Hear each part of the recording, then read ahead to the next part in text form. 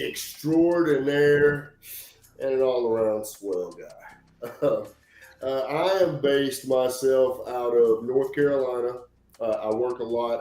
I work mainly for a wonderful promotion, Pure Pro Wrestling. We work out of North Carolina and Virginia. Anybody that was fortunate enough to see Scarlet Skies last week, she is a protege of mine.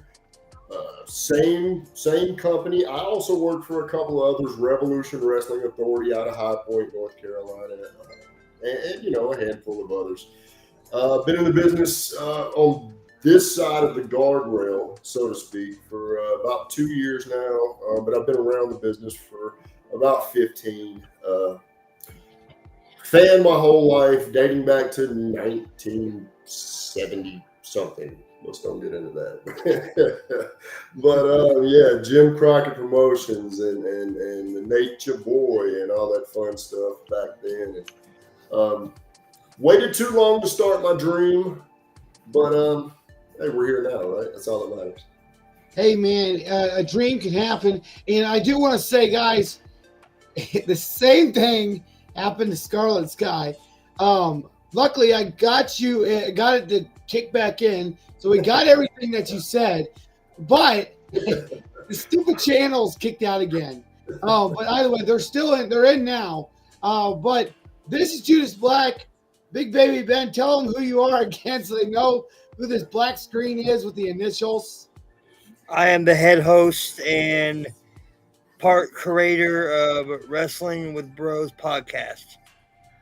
Absolutely. Big Baby Ben back on the screen with us, guys. We are so happy to have him back.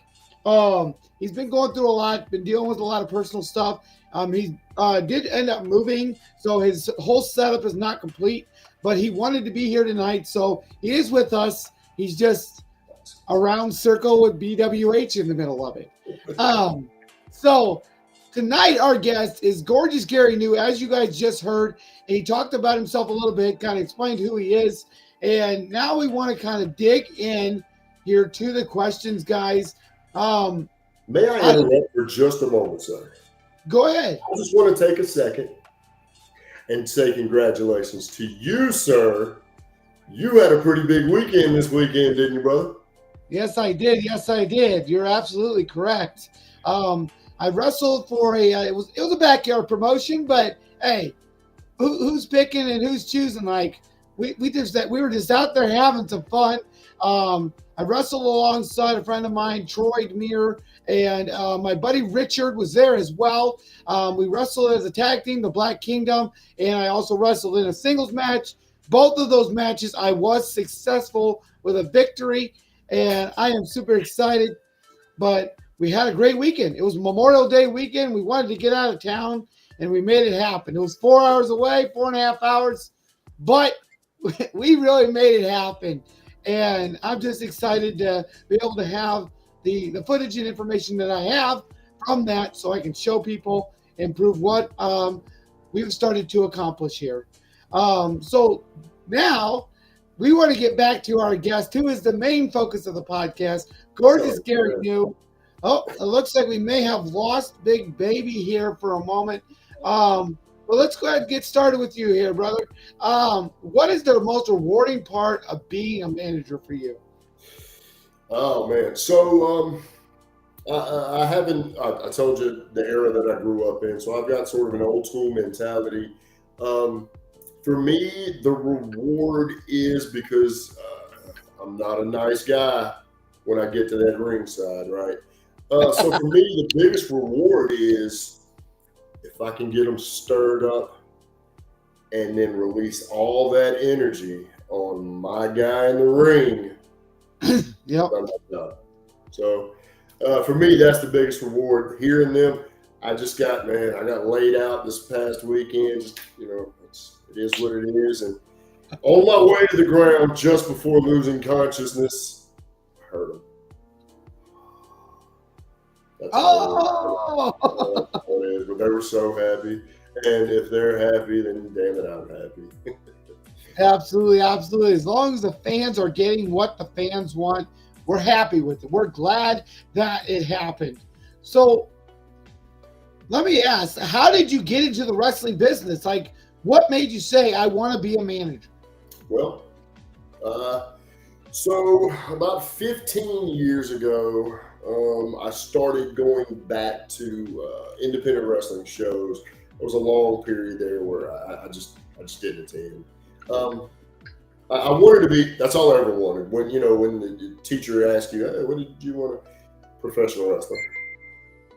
But I spent a lot of my time growing up looking down on myself. I was never going to be good enough. Wasn't a thing. So I just didn't chase the dream. Started getting that itch again though once I got around the business, and then I started making connections, and then I started, working security for different promotions and that sort of thing. And one day it finally just clicked. It's now or never. And I made the trek up to Shawsville, Virginia, to Boogie's Wrestling Camp. That's the Hall of Famer Jimmy Boogeyman Valiant, and the rest is history, brother. Yeah, let me say I was 40. I'm 48 now, so I was 45 when I started training. So I did train to wrestle, but only so that I could do my job as a manager better. So when I do have that moment where they give me one on the apron, I want to be able to take that bump when I need to, brother. You know Absolutely. what I mean? But yeah, I mean, that's where we're at. Who is your favorite wrestling manager of all time? Ooh. Favorite of all time? Man, that's tough. I would probably have to say J.J. Dillon. I love the stuff Cornette did, but like he was so hyper and running around. And JJ was a businessman, and he presented himself as a business manager, and I always love that. But I do, if you can't look at me and tell, I do take a lot of stuff from Playboy Gary Hart. A lot of, I mean, that guy could do no wrong in my eyes. But favorite, yeah, JJ. Okay. All right. Absolutely. And my favorite wrestling manager of all time, and one of the greatest, and I feel the best to do it, but Paul Heyman. That man has taken superstars to the top of the mountain. Look at what his most recent work that he did with Roman Reigns. For 4 years, that man was Universal Champion, also WWE Undisputed Champion, and now he's leading the charge with this new group with Seth freaking Rollins, Braun Breaker, and a very surprising addition, because last time we seen this man, he was giving tsunamis to Seth freaking Rollins. Yeah. Bronson Reed. Right. Like, that is just a monstrous powerhouse of a team.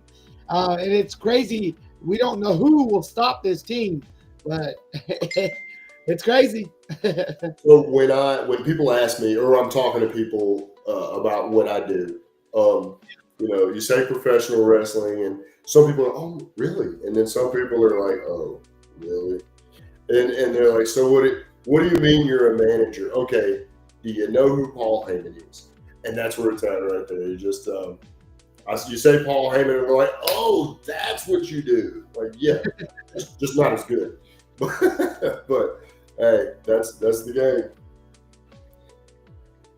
All right. So, what advice would you give to someone that's just starting out trying to be a manager? Trying to be a manager. Okay, first thing you do is find a reputable training school. I don't care if you are going to just be a manager. Just be a manager. I hate it when people say that, but find somewhere reputable. I'm going to automatically recommend, if you're anywhere in the southeastern United States, Shawsville, Virginia, go see Boogie. That's me. But it doesn't matter. Find somewhere. Train, and find as many vets as you can find. Ask questions. Listen. That's it. Okay. Absolutely good advice from gorgeous Gary New. What is a typical day in your life like, both inside and outside the wrestling world? Outside the wrestling world, it's boring, man. It's nothing. I work 5, 6, sometimes 7 days a week. Like it's I get up in the morning, get showered, go to work, come home, eat, get showered, start over again the next day. So not a whole lot there. Hanging out with wifey when I get a free minute, Yep. that sort of thing. Inside the wrestling world, it's what it should be for somebody as green as I am. Uh, Sorry, insider terms, my bad.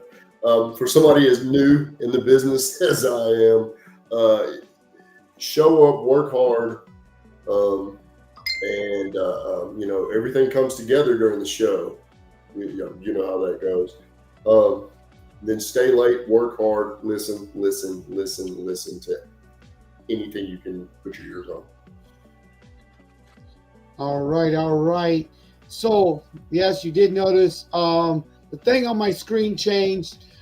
Big baby Ben, his baby started bawling in the background, and he had to unfortunately get off due to that. But we've all got family, we've all got kids, and unfortunately, the baby's not going to wait. The baby's not going to wait, so we got to step back, let big baby do what he's got to do, and we got to keep on trucking here tonight. So how do you prepare? So as a manager, as a wrestler, we know what wrestlers typically do to prepare for a big match. You as a manager, what do you do to prepare mentally for a big match, for your I'd like to say your talent that's going to be performing that night? Preparation for me, aside from I try to be as physically involved, and I don't mean like with moves and that sort of thing, but like I move around a lot. I don't distract from the match, but so I got to be ready to. I got to be stretched and so forth and whatnot like that. But that's minor. For me, it is locking into. So obviously, kayfabe is sort of not a thing right now, I guess.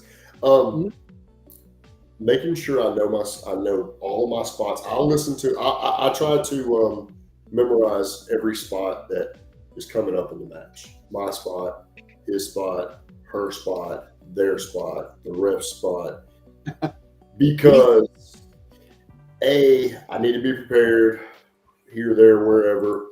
Also, I need to be able to react on the fly if something goes astray. It's really not much different than what you would go through as a wrestler pre-match, with the exception of I don't have to lift any weights to make my biceps look good right before I walk out the curtain, and I don't have to wet my hair down. So there you go. There you go. So, so what do you believe sets you apart from other managers? Oh God, I got a big mouth. I don't know if that sets me apart or not, but no, not really. I mean, Paul Heyman has a big mouth. I am going to have fun because I did miss as much time as I did, and I wasted as much time as I did. I try to capture every moment that I'm out there. Try to make the most of it and have fun, because if you're not having fun, why are you doing this? We were all kids watching this stuff at one point, man, and that feeling that you got when things that you wanted to see happen, or when things that you wanted to not see, those things happen too. But there's still that feeling, and that I still carry it with me every time I go out there. I am a giant 48-year-old little boy every single time. Absolutely. I mean, I'm 36, man, and they expect you after a certain age to just be serious, live life, get things done, work, come home, go to bed, work, come home, go to bed. But the way I believe it is you got to live life to the fullest. Brother. Do whatever you can to enjoy yourself, enjoy life. And that includes enjoying whether it's a hobby or it's something you really enjoy doing as a part-time or a full-time gig. And for us, for you, that's being a manager. For me, I love being a part of the wrestling business. I love taking opportunities when I can wrestle, and I also love and enjoy running a podcast and talking to people and being able to give them the spotlight. So,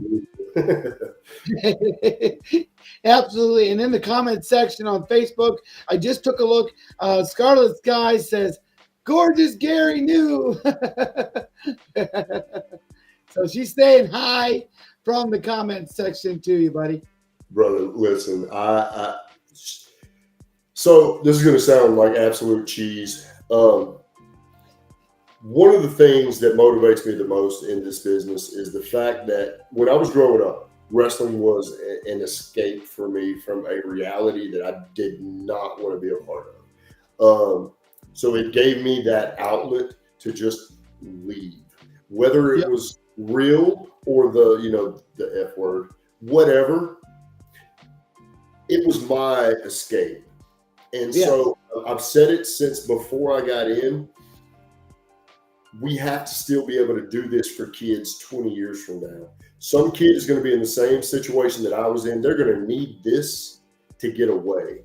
And so what I need to do to make that happen is to start getting the next group ready. I'm 48 now, man. I'm not going to be able to do this. If I got 20 years left in me, awesome.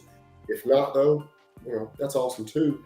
But I need to have the next group ready. And so one of my favorite things is working with Scarlett, because I get to show her, okay, this is where you need to be and why, and get ready for this, and this is why, and this is why we're going to do this way and not this way, and that sort of thing. And brother, she's a sponge. She listens to it all. Everything I tell her, she does it.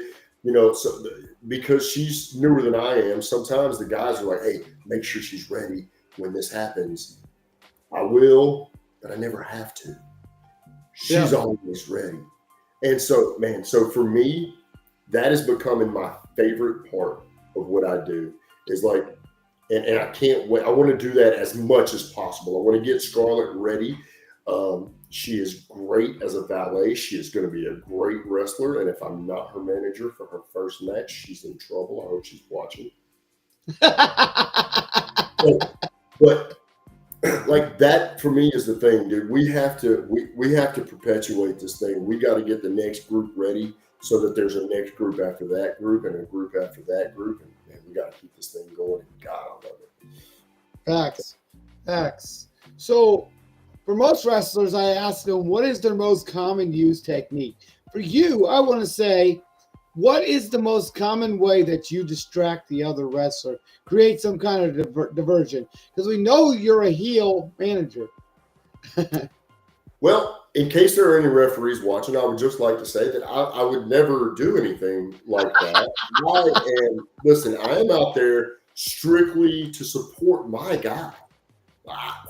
This underhanded stuff that you speak of, like, I don't know, jumping up on the ring apron at the right moment, or possibly sometimes, like, you see something in the ring and you don't want anybody to trip and fall, so you got to stick your hand in there, and occasionally maybe I accidentally grab somebody's ankle. I don't know, stuff happens, you know what I mean? So this bad boy right here, she comes off easy.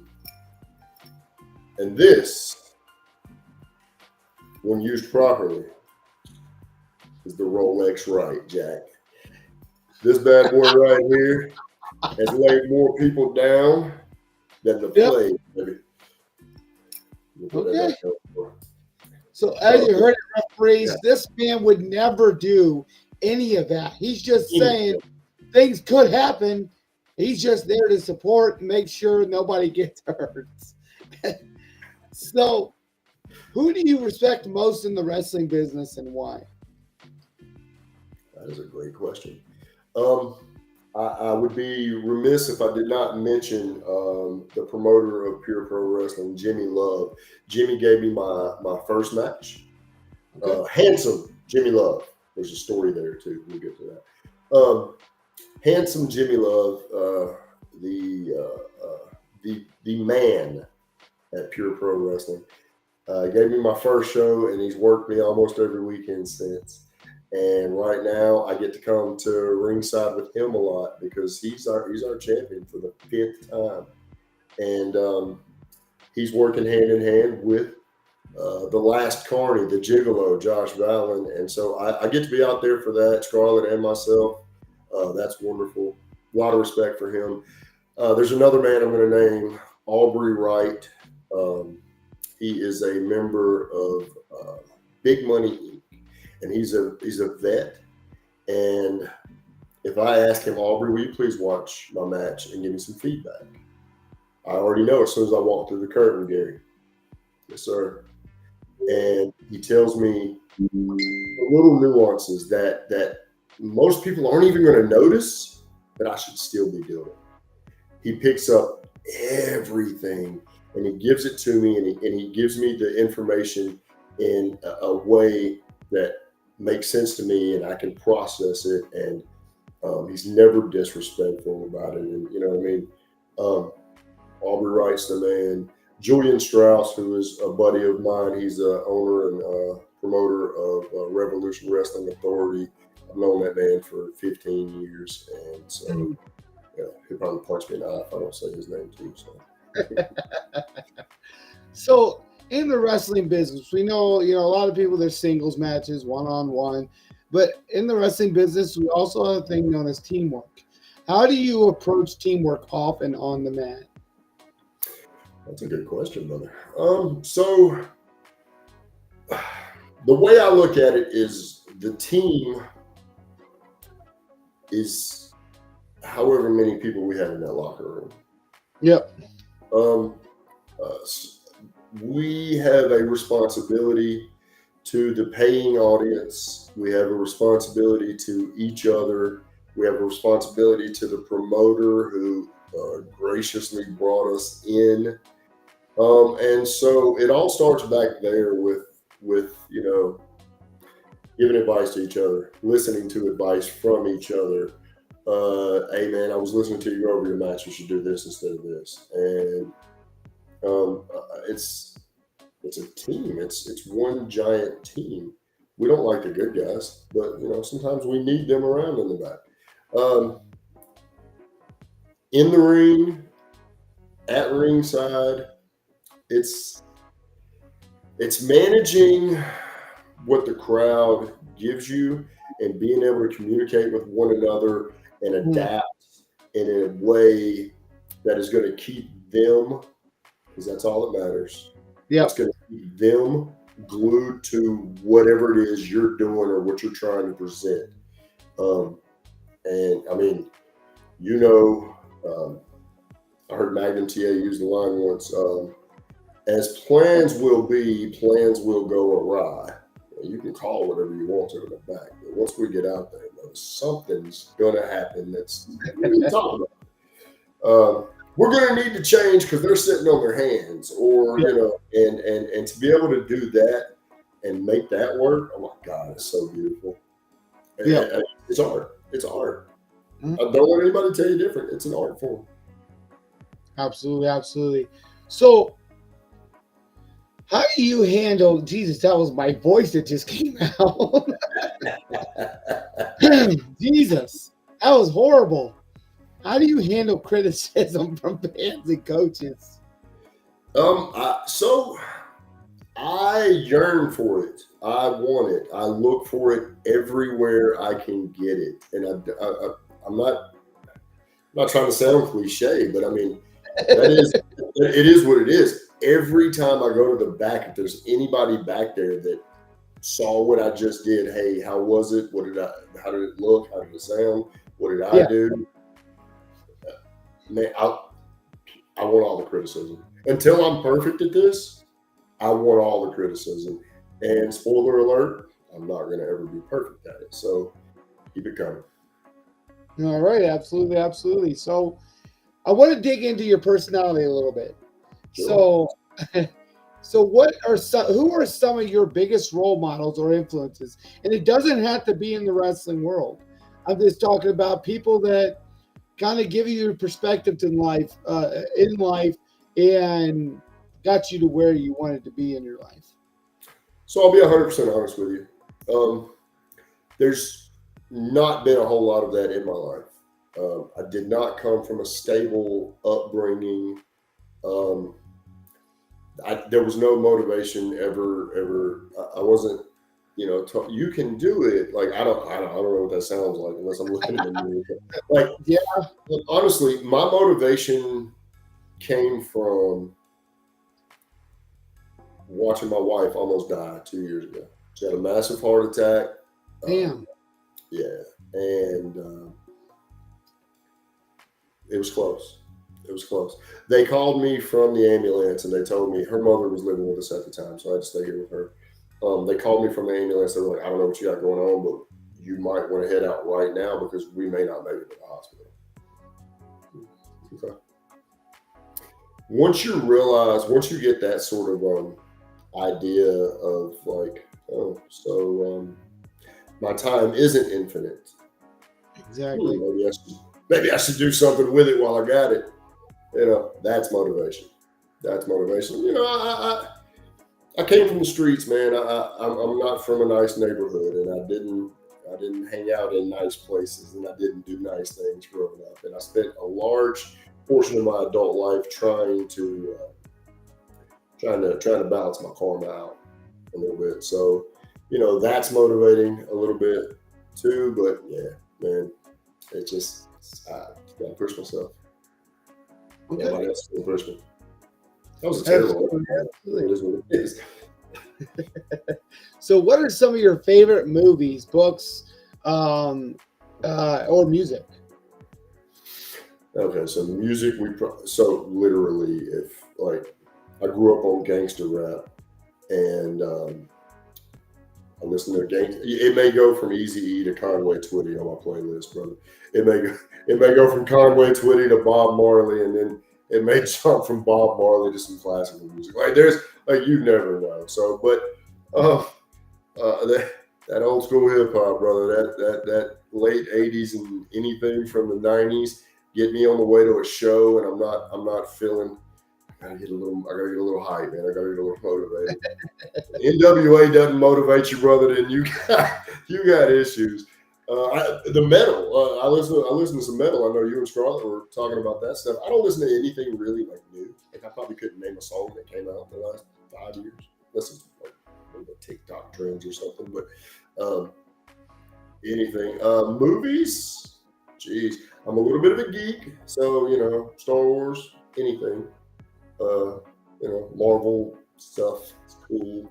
Whatever. I like some of the classics though. I'll watch Scarface. Once a month probably. That kind of thing. Okay, absolutely, absolutely. So, what's your favorite food? What kind of food you enjoy? Gorging out on. Oh wow. That's a good one. Come on, man. Scarlett did not give me this hard of a time. So, favorite food, some homemade mac and cheese if it's made properly. Yep. But it's got to be made properly. Don't play with it. If you're the type of person to bring, potato salad with raisins in it to the cookout, then you're not making my mac and cheese. You know what I'm saying? There are a handful of people who get that.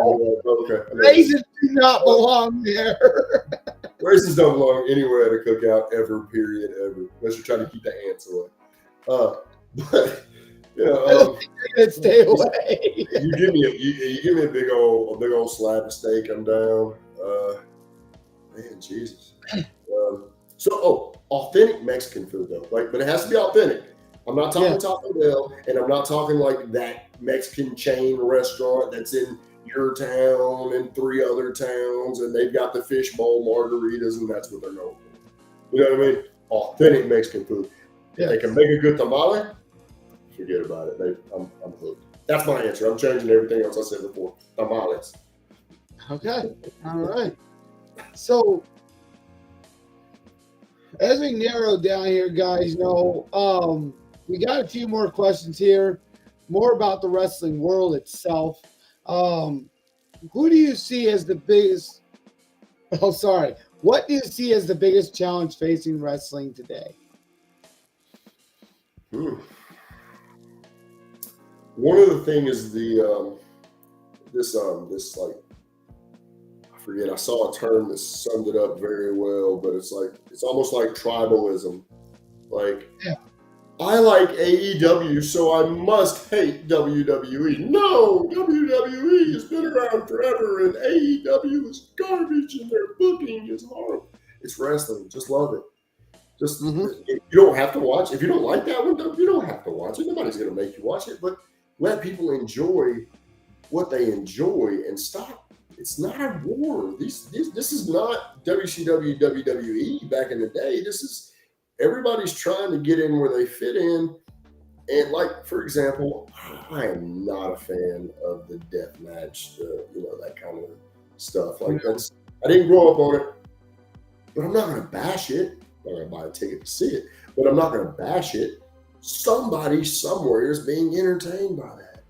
Let them be entertained.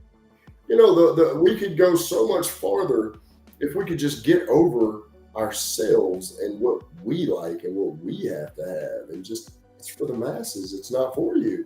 It's for everybody. Yep. That's the first thing. There's probably other things. Okay, absolutely.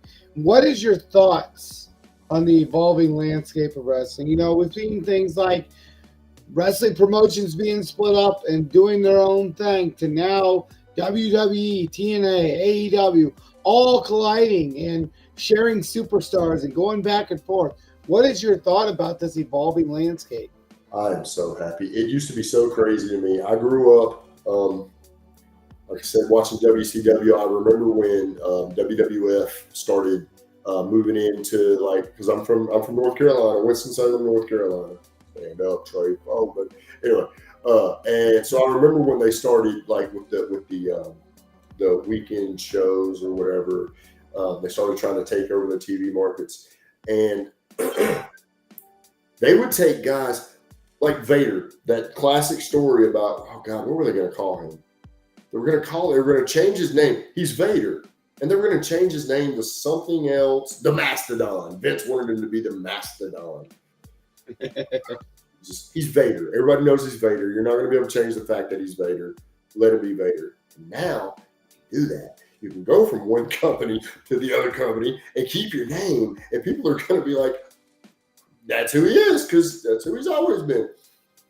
The interpromotional stuff, oh man, I'm so happy about that. I just saw some of the stuff Natalia did. What was that? NWA. Okay. She worked for somebody outside of the WWE, and wonderful stuff. The Japan AEW stuff was wonderful. I don't know how I feel about WWE buying AAA. Sorry for my Spanish speaking. I don't know how I feel about that, but we'll see where it goes. If they use them as just a feeder, I'm not gonna like that. AAA they've been on top down there for a long time, so yeah, we'll see where that goes. But yeah, other than that, man, I love it. Absolutely. I will get long-winded. Cut me off anytime you want to. Oh, you're good, man. You're good. Love hearing what you got to say. That's what this podcast is all about, is giving you guys the spotlight, give you a chance to talk, answer some questions, and just kind of to dig in. What is a memorable moment from your wrestling journey that stands out to you? Memorable moment from my wrestling journey. I hate to piggyback off what Scarlett said last time, but I got to work with Ricky Morton. And unlike Scarlett, I'm old as hell. I met him for the first time in Greensboro, North Carolina in 1984, I think. Okay. 84, 85, at a Hardee's doing a signing. And what's it been, maybe a month and a half, 2 months ago? I got to work a match with Ricky Morton, and that's huge. Being able to pick Rhino's brain backstage is pretty cool. Outside of that, though, man, it's been just the fun that I've had.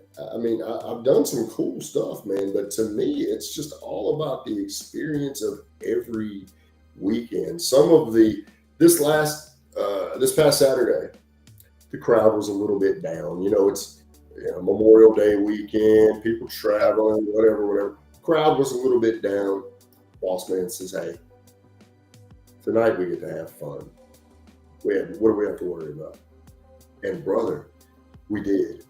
We had a ball from the opening bell to the last bell. We had a ball in front of half of the people that are normally at that venue. So it's everything. Moments are cool, but that just like I said, I'm a giant kid every Saturday and sometimes on Sunday, but occasionally on Friday nights. So at this point in the show, we like to give you just a couple of minutes. If you've got anything else you'd like to tell the fans, any shows coming up, events coming up that you're going to be a part of, we'd love to let you give that moment to share that at this time before we say our goodbyes tonight. Okay, awesome. This coming up Saturday, Montvale, Virginia, Pure Pro Wrestling. It's a benefit show. We bring awareness to bullying. Unfortunately, there was a 10-year-old little girl in Virginia who is no longer with us because she made that decision because she didn't want to be bullied anymore. And she's not being bullied now because she's not here anymore. And that's unfortunate, but it's a benefit show. So anybody that's watching this, Montvale, Virginia, it's near Roanoke. Please come, show up, show your support, whatever you want. Hey, if you mention that you saw this podcast, come to my table. You mentioned you saw this podcast, 8 by 10. I'll sign it for you, hand it to you, save the $10 that I normally charge. Please just show up and show out for this event that we got coming up. Hold on. Go ahead. You're giving away free autographs? Where's mine at, man? Come on, bro. Hey, come on. You got to mention the podcast, though. All right. It's a little trip from Iowa, but yeah, come on, man. I'll save a spot for it. No, but seriously, yeah. Anybody that's watching this, you come up to me and you say, "Hey, you said on the podcast, got it, signed, hand it over." Until I run out anyway. I don't know how many I got available at the moment, but yeah. You better go get it. You're paying $10. Get over it. Yeah. I'd love to have my picture. Your bros. Anyway, I had to do something here, brother. I've been nice this whole time. But Pure Pro, we work almost every Saturday. Sometimes on Friday, we have a skate rink in Danville, Virginia. If we're working there, it's a Friday night usually. We have shows North Carolina, Virginia. We got a wide little swath of the area that we cover. Revolution Wrestling Authority, High Point, North Carolina. We got a show coming up there next month. Man, North Carolina's the hotbed. No offense, I know you're over there in the middle of the country-ish type area. But we down here in the Southeast, baby. We get down. So y'all come on down and see us. All right. So yeah, hopefully one day, we go to Midwest Championship Wrestling a lot over here in Ottawa, Illinois. So maybe one day we'll see you guys up this way. Same thing I told Scarlett. We'd love to have you guys up here one day. Even if it's just as a special guest for that specific show and stuff. And see you guys get the chance to see what the Midwest is all about. Hey, I'm down, baby. You say a word, we'll make it happen. All righty. So at this time, we like to give you a chance to say goodbye to the fans before we close out the show here tonight. Go ahead and give you a chance to say goodbye to the fans. Ladies and gentlemen, I appreciate you showing up. I appreciate you watching. If you see this later on, thanks for tuning in. Then I am Gorgeous Gary New, professional wrestling manager extraordinaire, and thanks. Y'all have a great night. Absolutely, absolutely. After the podcast, there's going to be a 30-second countdown here to end the show. And I'll end the live, and then you just hang around for a moment, and we'll chat it up for a second before you leave. You got it, All right? All right. So this, guys, has been another amazing episode of Wrestling World Bros podcast, Talks with Judas. Your co-host, Judas Black, the host of Talks with Judas, Judas Black. Y'all have a great night. We appreciate you and love you. Thank you, brother. Later.